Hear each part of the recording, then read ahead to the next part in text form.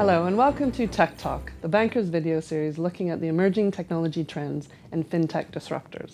I'm Joy Macknight, technology editor at The Banker, and I'm joined by Felicia Meyerowitz Singh, founder and CEO of Akoni, a digital cash treasury manager. Can I just ask you, what pain points is Akoni trying to address for both banks and corporate treasury? SMEs and corporates are the bedrock of the economy. Essentially, they are drivers of growth, yet there's very little innovation available to them other than some innovation in credit. Akoni aims to change this. Businesses in the UK control more than 311 billion in cash, receiving little or no returns. Maximising the returns on these products provides for additional staff, reinvestment in capex or other types of business growth. At the same time, there's an issue for banks. Banks have reduced the number of relationship managers and have provided very limited self-service tools for business customers based particularly on their needs. Banks also have an issue under the liquidity requirements post the 2008 crisis, which has increased their capital charges as well as the higher quality assets they have to hold. So there's an issue for both banks and businesses, and Akoni aims to change this lose-lose situation with a solution for both parties. Obviously, SMEs are under a lot of sort of constraints and pressures, especially cash flow pressures. So how can they better manage their cash flows and their cash management? Cash management is very simple in principle. The issue is the lack of transparency and the cost of switching, as well as the friction that's created disillusion with financial institutions. There are really four key areas that businesses need to take care of. The first is the governance and board criteria such as ratings, or for very small companies spreading their risk over government deposits.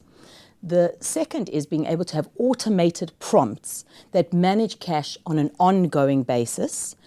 And the third, which is extremely important, is managing a complex portfolio of needs over multiple maturities.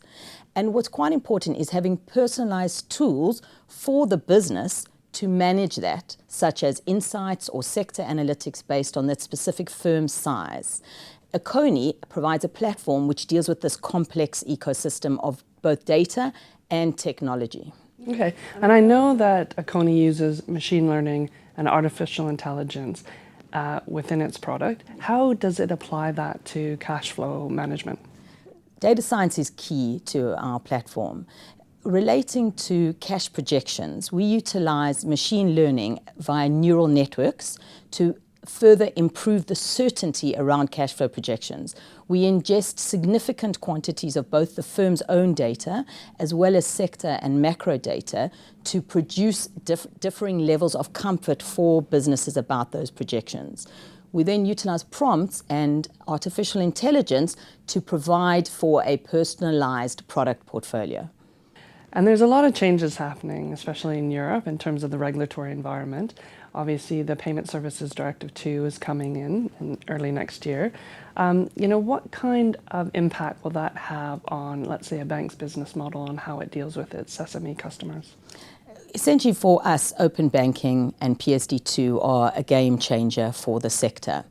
Really, this is going to ensure there is data innovation provided, in particular for us, to commercial and SME customers.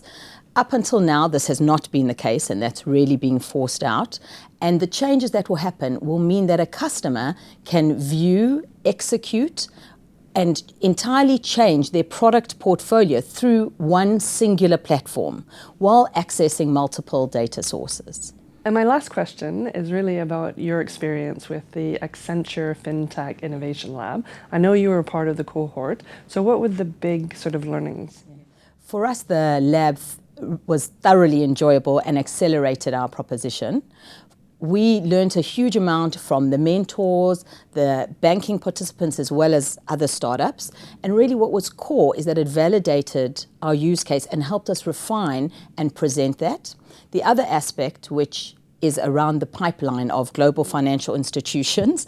We obviously have a pipeline, and we've learned a lot about the long period of lead nurture cycle. And I would encourage any fellow entrepreneur to apply. So what would you say was the biggest pain point that you have when you're dealing with banks? Well, for us, it's really the long time period and the uncertainty as to where you are, because there's often delays relating to legal and compliance, where if we're dealing with the commercial or the innovation side of the bank, they cannot impact. And we've had some experiences with banks who have managed to shorten that cycle and give us more clarity about how we are progressing through that. Great. Thank you so much, Felicia. Thank you, Joy.